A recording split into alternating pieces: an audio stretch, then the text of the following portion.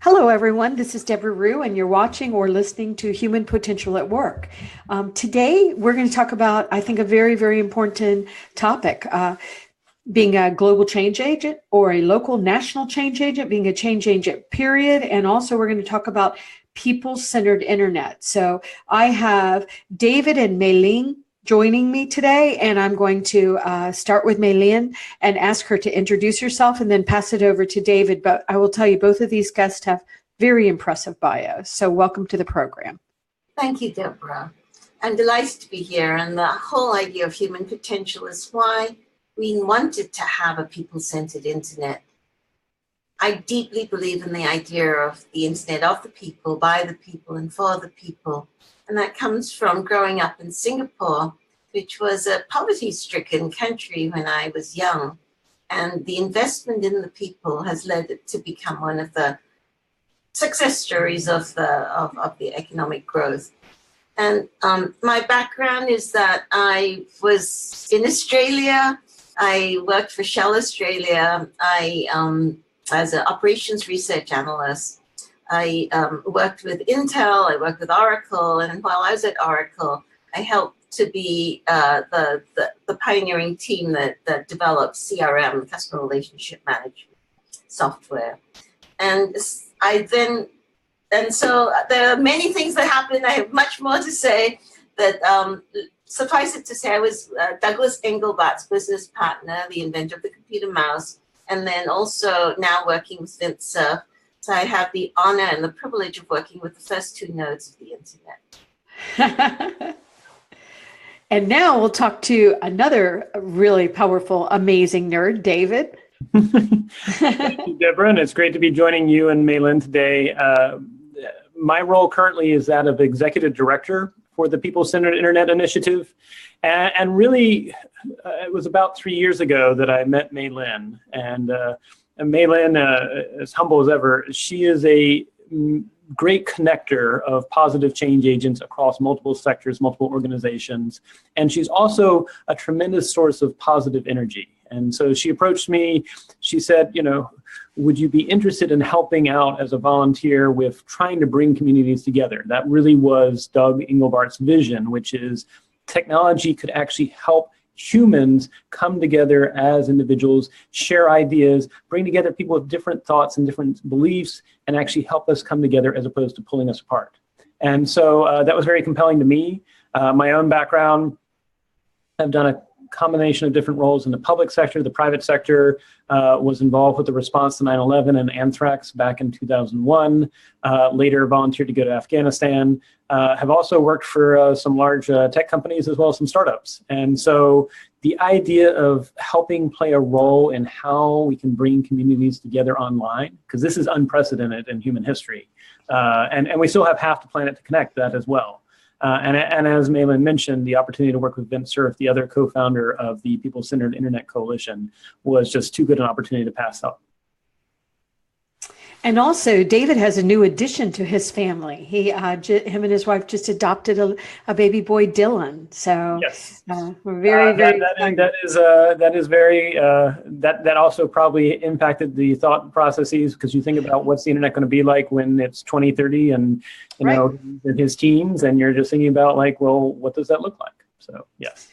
Right, I agree. And I also agree that Maylin was being very modest, because she is a woman that has changed the world. And I'm really looking forward to watch her change it some more. So also, David, I know you were formerly the CIO of the FCC, the Federal Communications Commission. So that was it's a very powerful position, leadership position. And that's where I met you. And you really were, I was so surprised, because you were talking to us. You were talking to the people. I did not see that from many other leaders in the position you were in. So you were so accessible, and you were engaging, and you were being a thought leader, and you were doing good things on social media. And I remember being very, very impressed with you, and being very impressed with the leadership that you were showing in Washington. But I think I, as a human being, am more impressed that you're working with Maylin and Vint and all of the others, because I think that it's up to the people to make the world a better place for all of us. So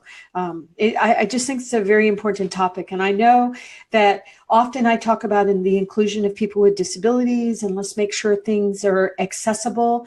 To me, this is even broader. Let's make sure human beings can participate in the internet. We can right now, technology. I also a kid about being a nerd also, because I've always been a technologist, and my dad was a technologist. He took care of one of the first super AT&T computers, and it took up three different blocks in Jacksonville, Florida. And I'm sure my Apple Watch probably has more computing power, but it's just amazing what's happened in our lifetimes, and the technology and the way that we can connect to each other. I think the first time I had the pleasure to meet Mei Lin, when I was with Access Chat, we were talking to her. I forget which country she was in because she was traveling so often. But today, both of you are joining us from the West Coast of the United States. But I think you've seen a lot of amazing good, and we've seen also the power of human beings to mess things up. And it's, to me, it's connecting all of the devices with the internet, making sure the content is there. There's a whole lot of moving parts to this. So I guess we can never have a conversation about just the internet without having all of the other conversations that go with the internet. I mean, all of the technology, the emerging technologies, the AI, the VR. So where do y'all begin to really wrap your hands around this conversation without trying to boil the ocean, which it's a really big undertaking you're doing? I'll start. I think we want to think about technology, including the internet, like fire. And it took hundreds of years for humans to really use fire and harness it for the good. But before that happened, it burned up. It was very threatening. It was a dangerous thing. I think any tool has the power for great good and great harm. What we have to realize is that we as humans have decisions to make. Technology is invented by humans. If we invent it for the purpose of improving lives, that's one thing. If we invent it for the purpose of making me a rich person, that's another thing. And so I watched with CRM and how that technology that I, in my naive idealism, thought this is going to build relationships between customers and businesses. And it took 15 years before the idea of being customer-centered came about. And in that time, managers were using the software to get their MBOs done and earn their bonuses and make themselves look good internally. Never mind what happens to the customers. It was only when they started to say, be customer-centered, that the tracking was done to see, well, how does this impact the customer? And is it good for the customer? Even today, we're not using technology that's customer-centered, but it's slowly happening. Seeing that happen over a couple of decades with CRM, it became very, very clear to me that the internet was going to be on a much vaster scale, but likely to go to that cycle.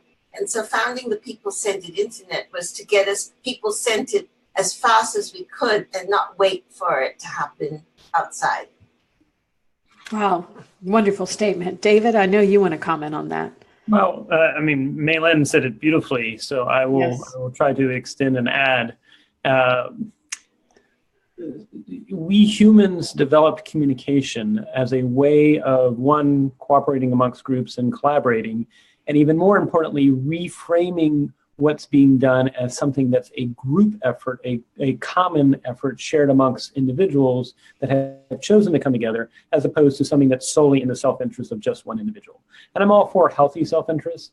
However, exactly as Mei Lin said, the internet is unprecedented in how it starts to connect us. If you think about it, 10,000 years ago, 15,000 years ago, for the average lifespan of a human being back then, you ran into about 80 people in your entire lifespan, and most of those were your immediate family members. That is not the world we're in now. You are probably going to run into at least 80 people in person, let alone online, if you're on social media, in a day, and most of them are not going to be your family members. And so that sort of unprecedented impact and how it brings us together, we're going to see both the good and the bad. And I often say the internet, in some reflection, it really is the best reflection of humanity, both the good, the bad, and the ugly. And again, becoming a new father and having adopted, that definitely makes me think about what is the future in terms of the world that our future generations are going to grow up and inherit. And then I'll share one last story, which was, I was actually reflecting on this about 20 years ago, back in 1998.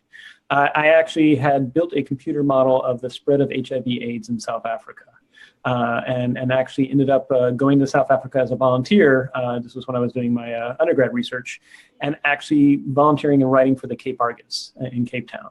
And for a while, I was being told, write about football, write about politics. No one really wants to hear about HIV/AIDS.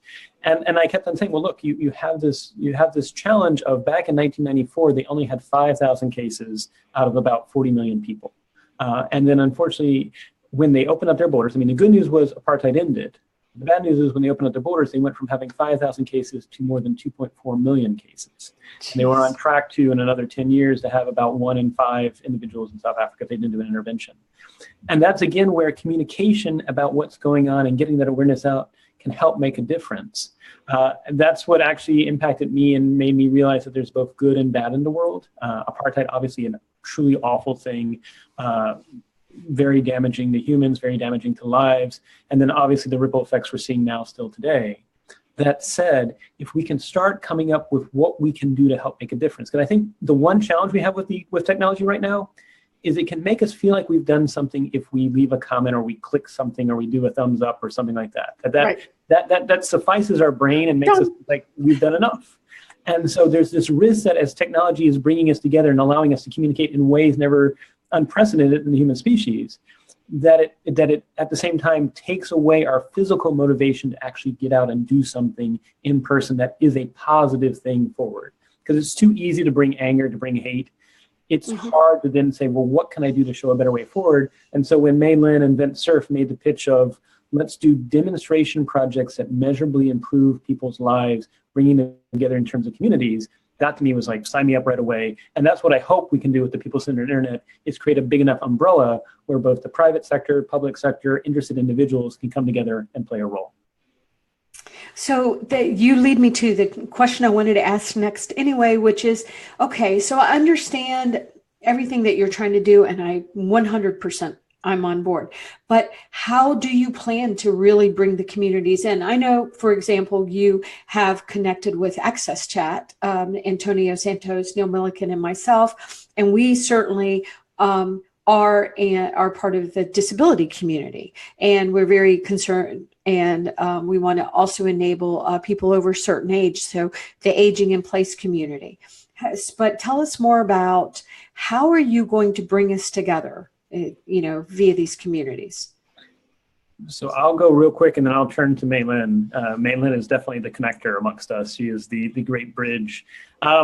So back when I was dealing with 9/11 and other public health emergencies, severe acute respiratory syndrome, responding to West Nile, I observed that if you try to be top down in a rapidly changing world, you would always be out of date and you'd fall behind. And so the goal, I believe, of the People-Centered Internet Coalition is not to be top down, to not be so formal that we are trying to predict in advance what the world needs. And this is also in keeping with Doug Engelbart's vision, which is go to the communities themselves, ask what content they want, actually try to figure out the context in which they operate and let them be empowered. And so we're trying to create sort of the connector of connectors for People-Centered, where basically you can come and make a pitch to us. In fact, right now we have a draft 2-page form and only ask about 5 questions, very simple. And that then allows the board to figure out, well, can we help provide support for your effort? Can we help provide expertise for your effort? Where possible, maybe through our different connections, can we help get you funds from different sources and things like that? Really, however, it's really about trying to have this sort of thought process of, what are you trying to do? How do you know it actually is going to be something that the community wants and will bring communities together? And then how can you measure it in a way that actually makes it almost clear and obvious to private companies, to the public sector, that we need more of this? Again, it's too easy to say what's not being done or what's being done that's wrong. We want to make it so it's clear and compelling to the world as to how we go forward together. Yes. Mei Lin? Well, I want to go to the specific example of what we're doing in Puerto Rico. So I think the devastation in Puerto Rico has shocked everyone. And we also all wonder, what can we do? But so Vince Cerf said, we need a Marshall Plan for Puerto Rico. And that actually plants some interesting ideas. So we're in the age of tremendous disruption. The World Economic Forum has called it the fourth industrial revolution. So what if we were able to actually take the crisis of Puerto Rico and create a fourth industrial revolution exemplar? What would that look like? Well, what we see in the people-centered internet is a network of networks. Let me spell that out. So within the federal sphere, there are entities called the community health centers, and there's a network of 10,000 community health centers that are somewhat facilitated or connected to the federal side within an instrument called networked improvement communities. That means each community works out how to improve the delivery of health to their community, and then shares lessons between each one. So how does that work? In the past, a community health center would have just listened to, what does the CEO want us to do? And maybe his pet project was diabetes. Okay, so if you did things on diabetes, you got a pat on the back, and if you didn't, well, you got ignored. What the networked improvement community does is it pulls breakthrough collaboratives of all the people interested in diabetes. And they go through an improvement cycle, plan, do, study, act, in 6-month cycles. So there's a rhythm, there's a beat for improvement. And you compare, okay, what did you do? What did you do? What worked? What didn't work? Let's not do the things that didn't work. Let's do more of the things that do work. And so you propagate through the network all of the best ideas in a systematic way. So within Puerto Rico, we are using the already built instruments and process that's called the signature process of the federally qualified health centers to work with the 81 locations across the island and working on the signature process of improvement. But that's not all. We don't have to just stay in health. There's the public Montessori schools in Puerto Rico. They're connected in a network of 50 of them. And they too have their signature process about how Montessori schools are at the heart of their community. The parents do things together. And so you look at the community assets, you look at the places where the community is strong, and you say, what can we do to help you move forward? But we recognize within the people-centered internet, it's about networks. So by connecting the federally qualified health centers in Puerto Rico, some of the 10,000 federally qualified health centers on the mainland, at that point, you're no longer going through a funnel that says, oh, San Juan, please give us help. You just go community center to community center. You know what we do. We know what you do. You just talk and triage the needs, and you start to understand what's going on and use technology to take a look at, okay, who's got the same problems? And so you do that in health, you do that in education, and you do that in community innovation. What can we do to rebuild Puerto Rico so that the housing has, for example, built-in electricity, conduits, has plumbing, has Wi-Fi, and that every single kind of brick that you might use in Puerto Rico has that built in. So you don't have to put wires, and when you do the roads, it's hurricane proof. It's underneath the roads, all the electrical connections. We can do the best example of a fourth industrial revolution society that enhances the lives of its citizens in Puerto Rico. And we hold that forward, and a challenge to all technologists and technology companies. Be part of this. This is the Lewis and Clark expedition to the digital frontier. Wow, Malin, that is so brilliant. I've already said it to David. How can I help? I want to help. I want to be involved with this, because I agree. You can feel that this is where humanity needs to go as we try to evolve as a species. I'm always hopeful that I do believe we're evolving. I do believe Dylan, David's son, is going to have a better world. I do believe it because we're going to make that happen. And it's going to be all of us. And yes, we're talking about, I love the idea of starting with Puerto Rico, a U.S. territory that the U.S. once again hasn't done as good of a job as maybe we should have with our territories, our fellow citizens, but taking it, and this is a global thing too, everyone. This is, you know what, Malin, I wasn't thinking about communities in that way. I wasn't. I was thinking of them, the disability community, the African. I will tell you, I had not. That's brilliant. That's so brilliant. I'm really impressed with that idea. David, do you want to comment anymore? I just think it seems so duh to me. my southern, it's like, how could I not have thought of it that way? But now that you said it, it's like, of course, that's the way we move forward.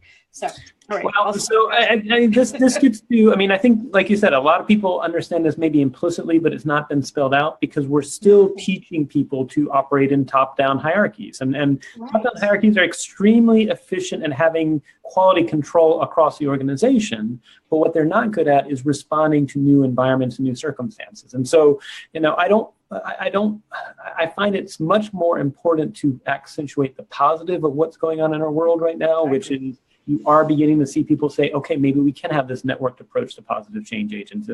You're going to get a lot more with honey than you will with trying to deal with the negative. And this is massive disruption on a human scale.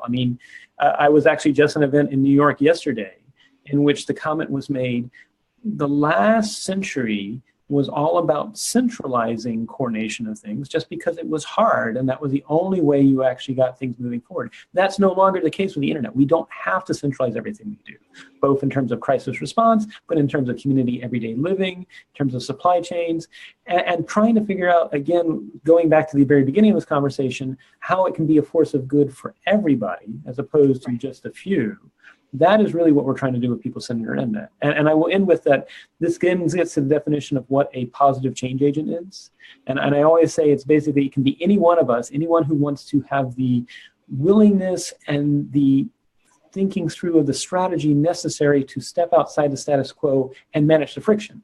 You see plenty of people that are willing to step outside the status quo, but they don't think about the consequences in terms of, okay, well, now you've created a flame war on social media, or now you've just basically created change fatigue in an organization. Did it actually help any, or did it just create a whole lot of heat and light, but not move anything forward? And so we're trying to basically equip communities to think about how they can all be positive change agents with whatever skills they bring, with whatever abilities they have, and move things forward together. And helping us remember all the different communities that we're part of, because I think we forget. And I will tell you, as I'm listening to, the examples, when I see somebody or countries or, Puerto Rico, or when I see people in trouble, I want to help. I'm one of those people that I see homeless people on the streets and I want to give them money. And my son's saying, Mom, there's a better way to distribute that money there, and so I think a lot of us do want to do a better job. I know that I feel quite traumatized as an American these days since I was talking to somebody the other day, when did this ongoing trauma start? And it seems like it started for me around 9/11. Maybe that's just when I know I did wake up that day, but so even if we look at it just from the lens of the United States, David, we were talking about it the other night when I heard you speak, which, wow, I was so impressed with your speech. And that was a short one, so I imagine you're even more impressive as a keynote. No, this one I'm short.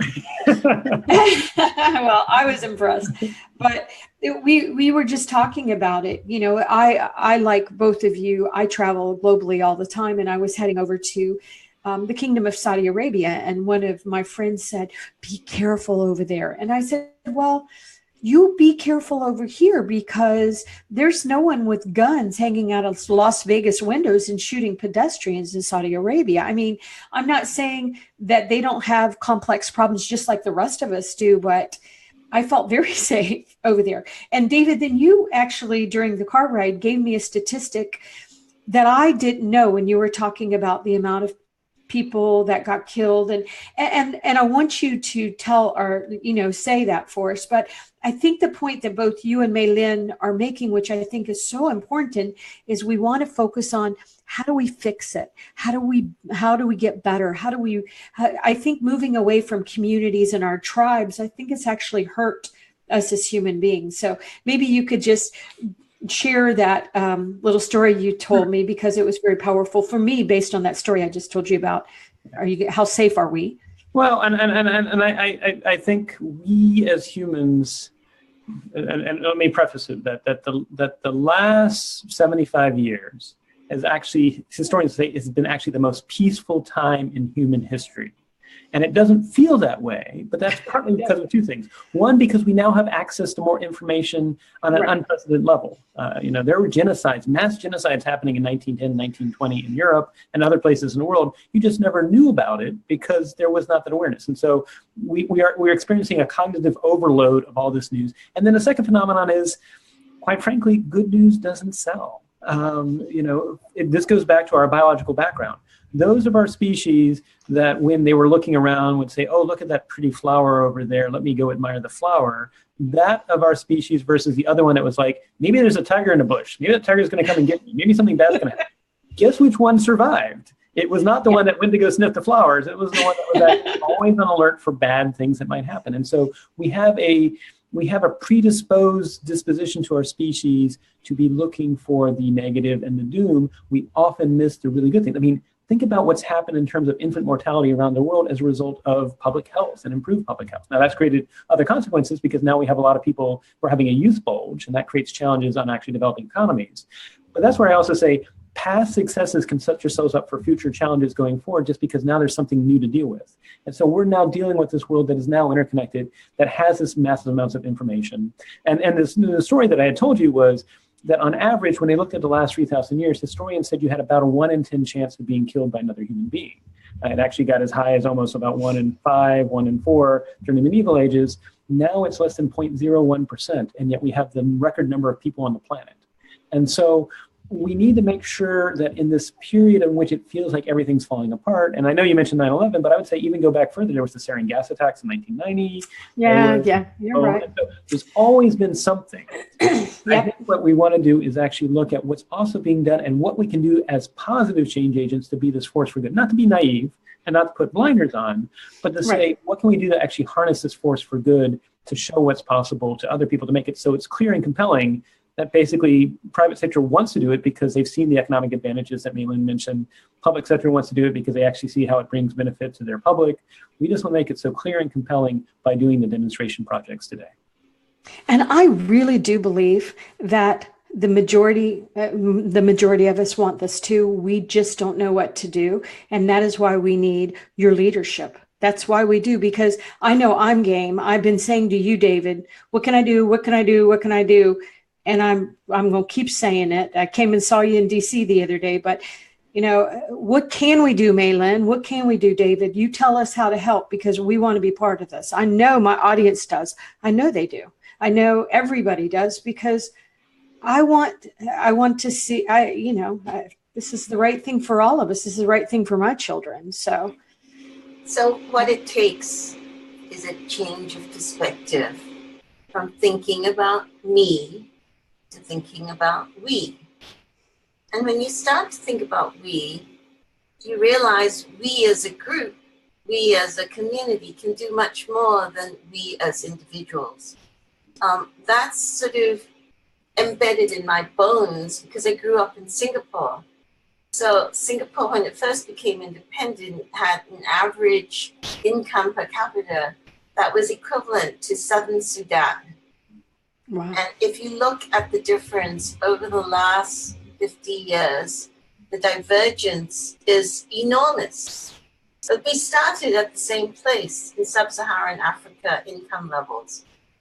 What it took was not just leadership, but strategy. A strategy that said, we're not going to follow India that says no foreign investment.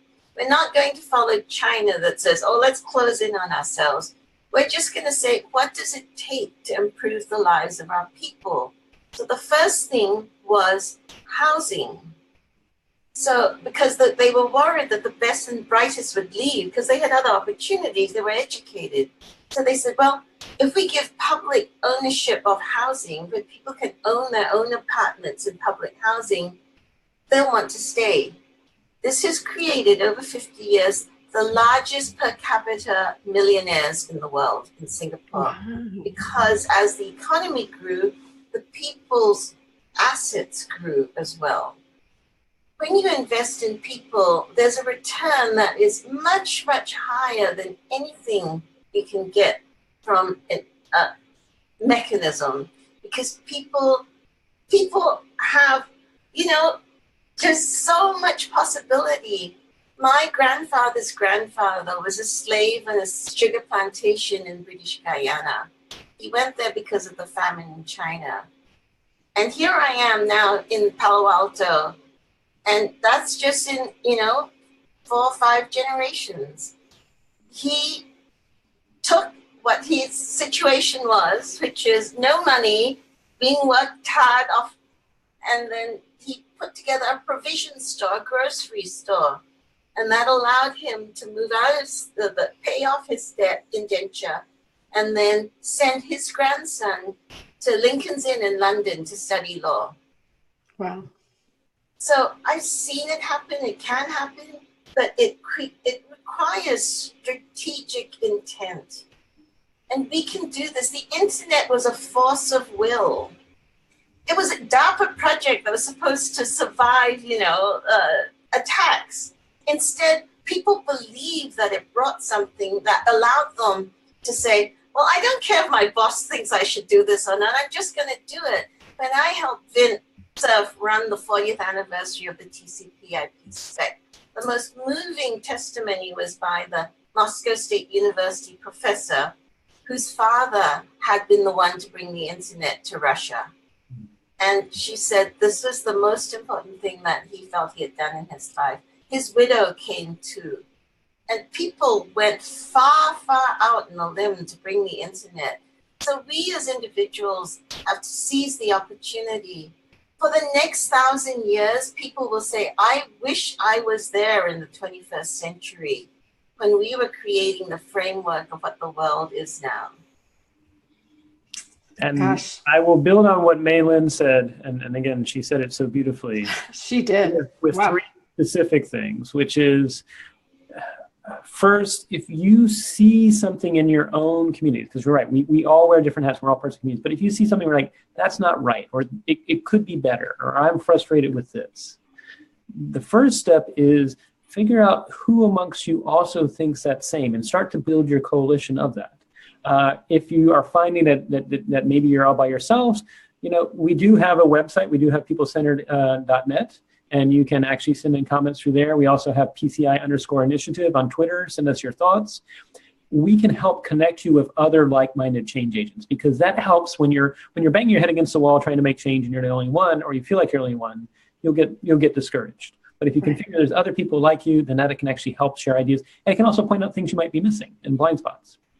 Second, once you've built that coalition, start to think through the strategy, as May-Lin said, and we can help also, again, connect you with people that can actually figure out the strategy, because it's not enough to just want to change or say something's not right. It's trying to think about the end goal and how are you going to bring people along, because people don't like change.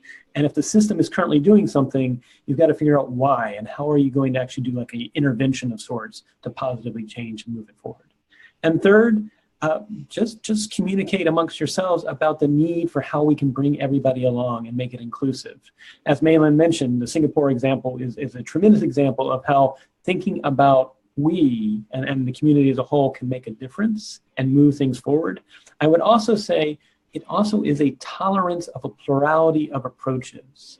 I feel like the one challenge we have right now that I'm personally concerned about with the internet, as one who's been a nonpartisan and has served underneath different administrations, is that we are beginning to insist that people have to think the way we think, and if they don't think that way, they must be wrong, when in fact there is actually beauty in that plurality. And so in addition to shifting from me to we and thinking about the community, also recognize there may be people that have different strategies. And I think Abraham Lincoln said it best, which is, I do not like that man. I must get to know them better. I think that's the same approach we need to have here too, which is if there's somebody that you don't agree with or you don't understand, don't take that as a way to write them off. Instead, say, I must get to know them better.